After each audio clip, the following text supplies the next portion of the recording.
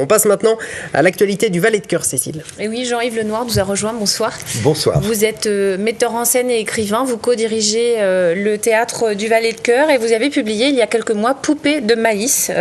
Vous proposez une lecture théâtralisée d'après cet ouvrage au mois de novembre, donc ce sera à la fois à la Maison de la Culture puis au Valet de Cœur. De quoi s'agit-il ? Eh bien, il s'agit, vous avez presque tout dit, il s'agit effectivement d'une lecture, je ne dirais pas théâtralisée, je dirais mise en musique. Oui. En fait, donc un certain nombre de nouvelles, d'une part, qui sont tirées de ce livre qui est sorti juste avant les vacances, avant les vacances d'été, donc qui lui-même est intitulé Poupée de maïs. Et puis j'ai repris aussi des poèmes un petit peu plus anciens, parce que, tout simplement parce que ça me faisait plaisir. Donc, c'est un thème que vous affectionnez, ces nouvelles et ces poèmes, vous y revenez régulièrement? Absolument, j'écris en permanence, soit des nouvelles, soit des poèmes. Actuellement, ce sont plutôt des nouvelles, mais...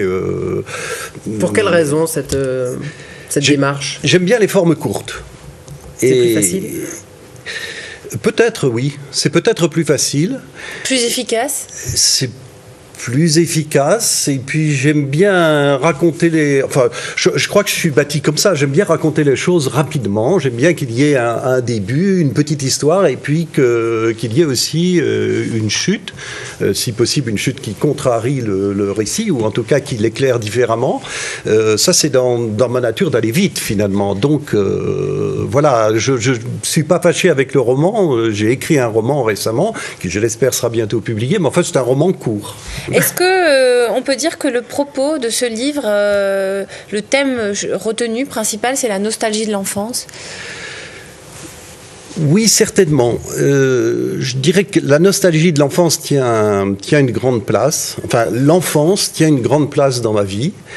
Je dirais que c'est une contemplation. En tout cas, le spectacle, tel qu'il est bâti, c'est une espèce de contemplation. C'est presque on parlait d'anniversaire tout à l'heure, de biennale, c'est presque un anniversaire. Mais en tout cas, c'est la contemplation de l'enfance, c'est la contemplation de Dieu, la recherche de Dieu, c'est la contemplation de mon épouse, à qui je rends hommage. Qui lira avec vous, hein, Marie-Françoise Savary, les textes retenus. Bien sûr, nous les disons tous les deux. Je lui ai plutôt confié, entre guillemets, hein, nous nous confions nous-mêmes mutuellement, mais enfin les poèmes, les choses un petit peu plus structurées, et moi je vais dire plutôt la prose. C'est une contemplation de la nature aussi, et puis c'est une célébration du monde dans lequel nous vivons, avec ses incertitudes, avec ses dérapages, avec tout ce qu'entraînent les religions qui me hérissent, tout ce qui divise les hommes. Ce sont les doutes d'un homme aussi sur l'existence ? Absolument. Hein, la poupée de maïs, si on prend le titre, c'est bien sûr la poupée de maïs de mon enfance, que j'allais chercher avec ma petite amie quand nous étions grands comme ça, que j'allais chercher dans les prés, puisque je vivais à la campagne. Mais après avoir joué au papa et à la maman avec ma petite compagne d'alors, je dois dire que la poupée de maïs est devenue grande et qu'elle a maintenant un voile islamique, et donc qui est très beau, mais qui, moi, ne me plaît pas du tout et que je brûle. Alors, après nous avoir fait tant saliver, vous allez bien nous en lire un petit extrait? Un petit extrait, mais un extrait justement, j'espère, poétique, un extrait très doux, et un extrait de saison, puisqu'il est tiré d'une nouvelle qui s'appelle Automne. Je n'irai pas cet automne goûter la pulpe des prunelles, la peau surtout, la peau râpeuse, glacée, et le noyau. Difficile pour la bouche de parvenir jusqu'au noyau d'une prunelle. Il faut dépulper le fruit avec la langue, avec le palais, qui se fatigue, qui s'engourdissent. D'autant que la prunelle est astringente.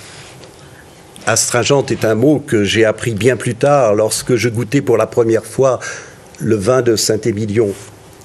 Mais âcre, âcre, telle est bien la prunelle.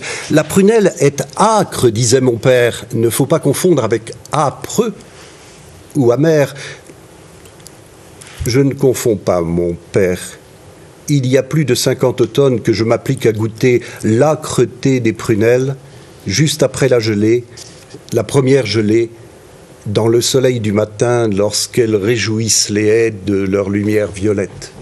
Comment procède-t-on, Jean-Yves Lenoir, pour choisir certains textes quand on choisit une mise en lecture d'un ouvrage ?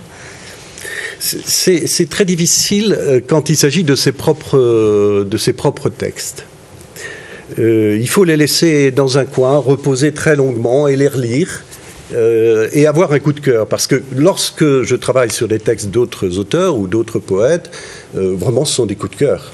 Enfin, je dirais que, a priori, Marie-Françoise Savary et moi lisons des textes et puis, celui-là, oui, on a envie de le dire. Oui, mais c'est tout à fait différent que de choisir ses propres écrits. Oui, et là, eh bien, faut absolument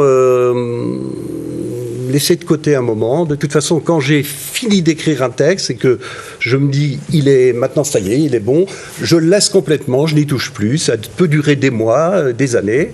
Et c'est même la raison pour laquelle j'ai aimé ressortir des textes beaucoup plus anciens, des recueils de poésie, jeux, fenaisons, etc.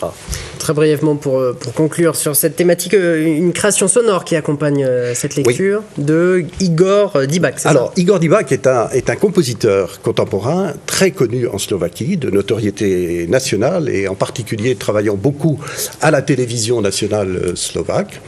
Et j'ai eu la chance de pouvoir lui faire traduire 6 de mes nouvelles en slovaque.